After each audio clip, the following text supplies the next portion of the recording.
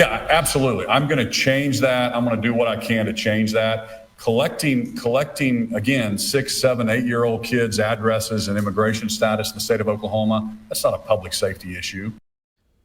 Tonight, our in-depth coverage turns once again to the elephants in the room. While Governor-Kevin-Stitt was openly saying his relationship with State Superintendent Ryan Walters has soured, he also made a major policy announcement yesterday. He is going to do what he can to stop Walters' proposal that people submit immigration and citizenship status while enrolling their kids in public schools, a policy that has already landed Oklahoma in the national spotlight. Saying it's not in line with the immigration plans his office is focused on, Governor-Kevin-Stitt says he will stop State Superintendent Ryan Walters' plans to collect immigration and citizenship information at enrollment. Let's go after the bad guys. Let's go after people that are committing crimes, and let's not terrorize and make our kids not show up at school. Though Walters and the previous state school board wanted to, it is actually in Governor Kevin-Stitt and the state legislature's hands if immigration information can be collected. Stitt says he's going to veto the request to collect the data if lawmakers do not. Absolutely. I'm going to change that. I'm going to do what I can to change that. Collecting again, 6, 7, 8-year-old kids' addresses and immigration status in the state of Oklahoma, that's not a public safety issue. Stitt says injecting immigration politics into Oklahoma schools has scared many Oklahomans about ICE showing up in classrooms and also caused some businesses to skip over the state because of the negative national attention the decision made. Collecting data on kids and using them as political pawns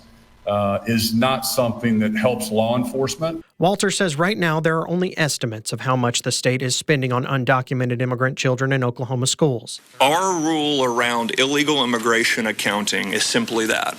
It is to account for how many students of illegal immigrants are in our schools. In a lawsuit he filed against the Biden administration seeking millions in reimbursement for educating undocumented kids, the state assumes that people who aren't fluent in English, among other characteristics, are likely undocumented immigrants, but they don't know for sure.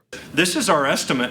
Allow us to get the real number because we think it's a lowball estimate. Though Walters walked back some of his desires for the State Department of Education to work with Immigration and Customs Enforcement, by collecting information and citizenship information, Walters says the state could get a real idea of the cost to educate undocumented children. Walters and the now former makeup of the State School Board of Education pitched the requirement to show immigration or citizenship status as a new administrative rule. Now, what that means is that a state agency proposes a change in how it does business and interprets the law. The state legislature and the governor have the option of reviewing and changing or even canceling any rule changes an agency asks for. All agencies submit new rule changes for approval every year, not just the Department of Education. When it comes to who the state of Oklahoma must provide an education to, there are two big places in the law preventing anyone from just cutting off public school access to any kid in the state of Oklahoma. In 1982, the U.S. Supreme Court ruled in Plyler v. Doe that all children in the U.S. are required to have access to a public education regardless of their immigration status. The court says educating all kids unlocks the ability for all of them to benefit the country later on with their knowledge. On top of that, in the Oklahoma State Constitution, there is a specific clause saying a free public education must be available to all children in Oklahoma.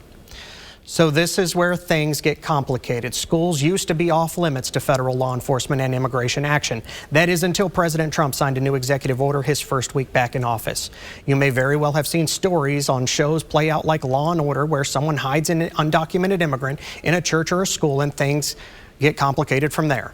Trump declares those places are now no longer off limits when it comes to immigration enforcement. The order was mainly for sanctuary cities where issues have happened in schools and churches before, but State Superintendent Ryan Walters here in Oklahoma interpreted as ICE is welcome to come into Oklahoma public schools.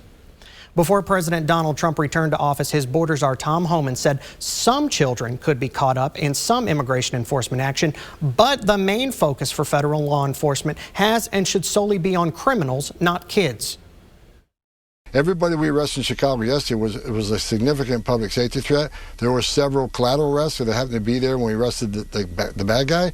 So this operation right now is concentrated on public safety threats and national security threats throughout the country. The Trump administration and ICE have always said they are primarily focused on people who committed crimes in addition to crossing the border illegally as the first ones to be deported.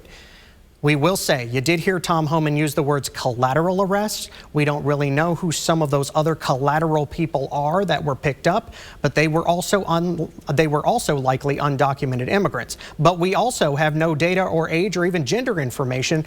All we know is they were at least detained. Governor Stitt, meanwhile, has reiterated, and even did so on Wednesday again, he is not interested in arresting children, and the state's official plan, Operation Guardian, is solely focused on those who committed crimes after they already crossed the border illegally.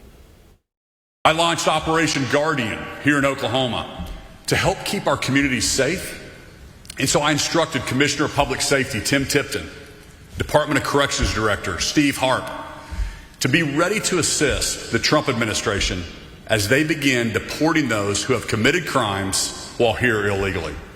Most of Operation Guardian involves inmates, but there is a section in it that deals with children, but it does not talk about arresting any of them. The sole mention of children in Oklahoma's Operation Guardian is to find children who were brought here to be trafficked for sex and drugs and provide them with care and safety once they are rescued.